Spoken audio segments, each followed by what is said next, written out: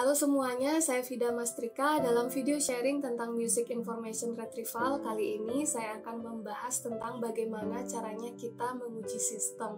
Pada dua video sebelumnya, saya sudah membahas tentang bagaimana caranya menguji menggunakan pre-labeled data dan juga bagaimana cara menguji dengan human judgment. Pada video kali ini, saya akan membahas tentang pengujian juga, bagian yang ketiga, bagaimana kita bisa menggunakan listening history kita untuk menguji sistem Music Information Retrieval. Ayo langsung ke materi kali ini.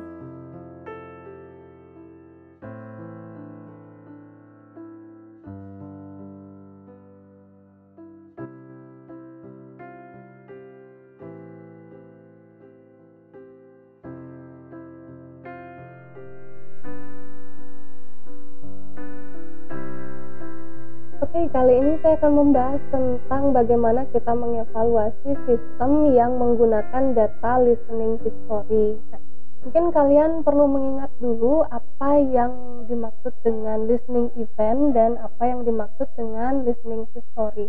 Listening event itu adalah sebuah pasangan dari artis, ada judul lagu,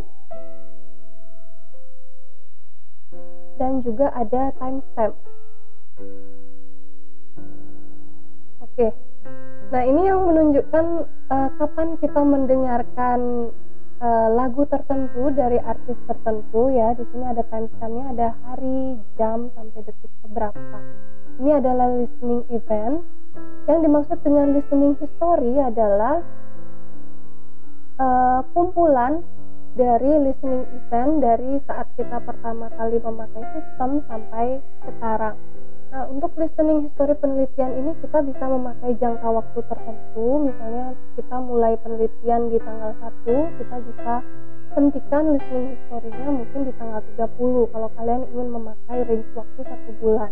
Kalau kalian ingin memakai range waktu 1 tahun, boleh juga, silakan mulai dari tanggal berapa sampai tahun depannya, seperti itu ya.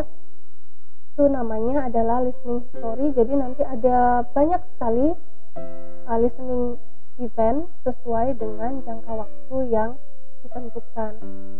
Ya, ini ditargetkan untuk mengevaluasi hasil sistem rekomendasi musik secara umum ya. Biasanya penggunaan listening history ini kita gunakan untuk menguji sebuah sistem rekomendasi musik. Bisa juga digunakan untuk menilai kualitas dari similarity based retrieval system, itu bisa juga ya. Tapi memang biasanya digunakan untuk menguji hasil rekomendasi dari sistem. Nah, kalau kita sudah punya data listening history sebagai hasil dari sistem kita, bisa rekomendasi atau juga retrieval, biasanya dataset listening history itu akan dibagi menjadi dua bagian, yaitu data training dan data testing ya. Pemisahan bisa dilakukan berdasarkan rasio dari jumlah data. Misalnya jumlah listening eventnya ada 500, terus kita bagi misalnya 300 untuk data training, terus 200 untuk data testing, misalnya seperti itu. Bisa juga berdasarkan batas waktu tertentu. Misalnya kita pakai waktu 3 bulan untuk penelitian ya. 2 bulan kita ambil listening history-nya untuk data training atau data latih, setelah itu 1 bulan setelahnya kita gunakan untuk data testing. Oke. Bisa seperti itu, bisa rasio dari jumlah data, bisa juga berdasarkan batas waktu tertentu. Data training ini digunakan untuk mempelajari music preferences kalau kita membuat recommendation system, atau sebagai query untuk menemukan musik yang mirip untuk kasus retrieval ya. Itu dia data listening history. Selanjutnya ada evaluation kriteria. Bagaimana caranya kita menghitung tingkat keberhasilannya, yaitu kita mencari musik yang cocok atau benar-benar didengarkan oleh user pada data testing. Oke, tadi datanya dibagi dua ya, ada data training, ada data testing. Nah, pada data testing itu kita mencari musik-musik yang kita rekomendasikan dan benar-benar didengarkan oleh usernya. dan menghitungnya menggunakan precision. Nah, precision ini sudah saya jelaskan di video saya yang pertama tentang seri music evaluation ini. Silahkan dicari di playlist ya. Bagaimana caranya menghitung precision sudah saya jelaskan di sana. Oke, apa advantages atau keuntungan dari menggunakan listening history data?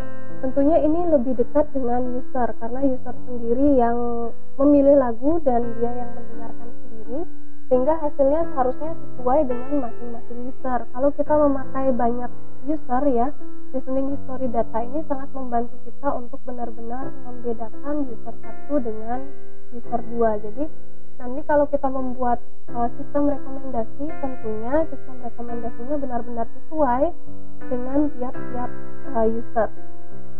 Setelahnya, sistem ini akan menggunakan data yang sebenarnya, ya, bukan penelitinya yang milih-milih data yang mana yang mau digunakan, yang mana yang tidak ya. Tapi karena memang sudah ada listening history-nya seperti itu, ya kita memang harus pakai itu. Jadi ya ini adalah real world data yang benar-benar menggambarkan usernya.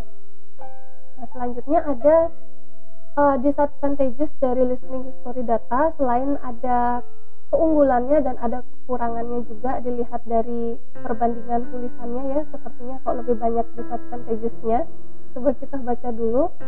Hasilnya hanya listening history itu tidak menggambarkan konteks ataupun keinginan user saat mendengarkan musik tersebut. Nah, listening history atau listening event tadi saya jelaskan itu adalah berupa artis, terus musiknya apa, terus timestampnya apa. Kalau hanya segini saja itu tidak bisa menggambarkan apa sih intentionnya atau tujuannya user tersebut mendengarkan musik tersebut, itu tidak bisa digambarkan ya. Kita hanya tahu artis ini dan musik ini didengarkan pada waktu tertentu ya, hari apa, jam berapa. Nah, seperti itu kita bisa tahu, tetapi konteks penyebabnya, misalnya apa yang menyebabkan si pendengar musik tersebut memilih musik itu pada saat itu, kita tidak tahu. Padahal itu yang lebih mempengaruhi pemilihan musik oleh usernya. Nah, jadi hanya pasangan ini itu dianggap tidak cukup untuk menggambarkan konteks ataupun intention atau keinginan user saat mendengarkan musik tersebut.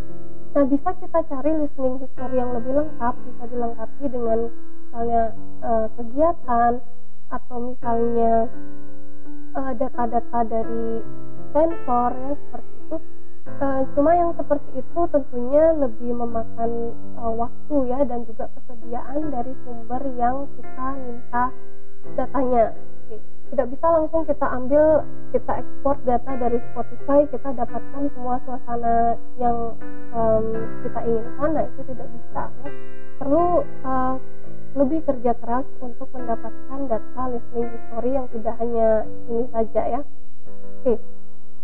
Yang kedua, yang ini problemnya lebih serius kalau kita mengekspor saja dari Spotify atau dari tempat yang lain ya.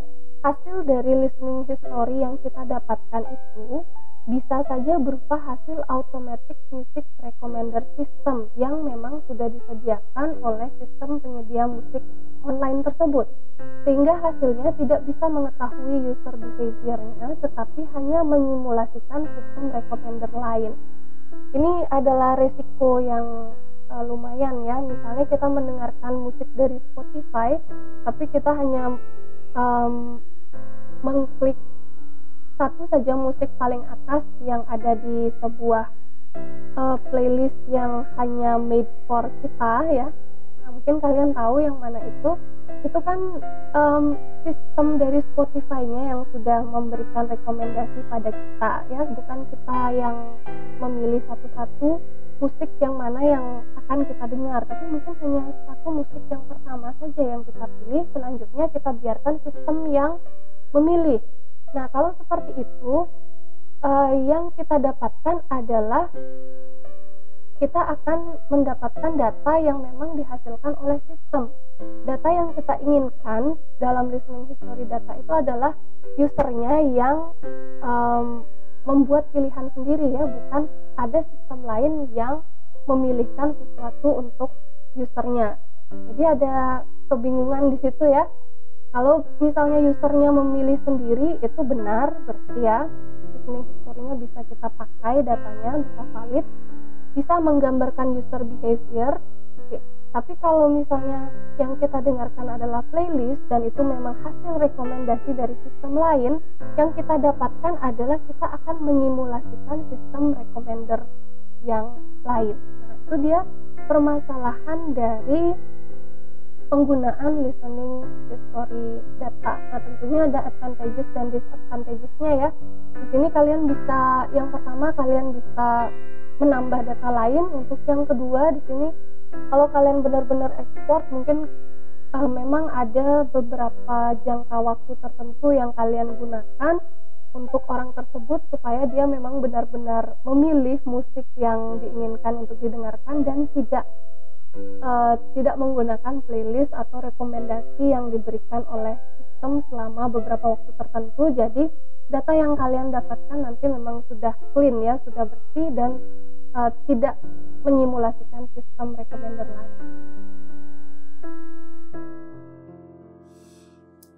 Nah, bagaimana tentang materi kali ini? Jadi sudah ada 3 cara pengujian yang sudah saya jelaskan ke kalian. Ada menggunakan pre-labeled data, menggunakan human judgment, dan juga yang terakhir kali ini di video tadi, menggunakan listening history.